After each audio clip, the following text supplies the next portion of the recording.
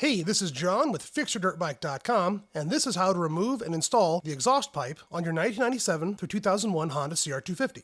The tools you'll need are an exhaust spring hook, a basic socket set, and some shop towels. The parts you may need are a new set of O-rings and a seal washer for the expansion chamber. Start with your bike on a stand with the seat and right body plastic removed. Remove the bolts mounting the silencer to the subframe. Rotate the silencer away from the body, then pull the silencer backwards. Remove the two springs holding the pipe to the cylinder. Remove the two mounting bolts, then pull the expansion chamber away from the cylinder head. Don't forget to grab the seal washer, and just to be safe, plug the exhaust port with a clean shop towel. Check the O-rings on the expansion chamber. If they look worn out, make sure to replace them. These are worn out, so they will need to be replaced.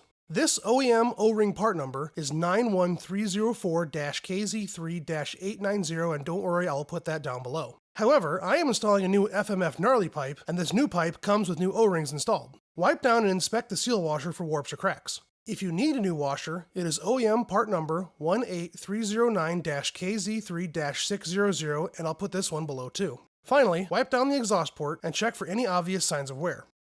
Install the washer, followed by the expansion chamber, and attach the mounting springs. If you are installing a new pipe, you may need to adjust the hangers. Install the two mounting bolts. Feel around the cylinder head to make sure the pipe mounted properly and the O-rings didn't roll out of their grooves. Connect the silencer to the expansion chamber with the silencer away from your bike. Push the silencer onto the expansion chamber as you rotate the silencer towards your bike. Install the two silencer mounting bolts. Make sure to visit FixYourDirtBike.com to learn all about your CR250, and if you have any questions, please let me know in the comments or on our Facebook page. Thanks for watching, and make sure to like and subscribe.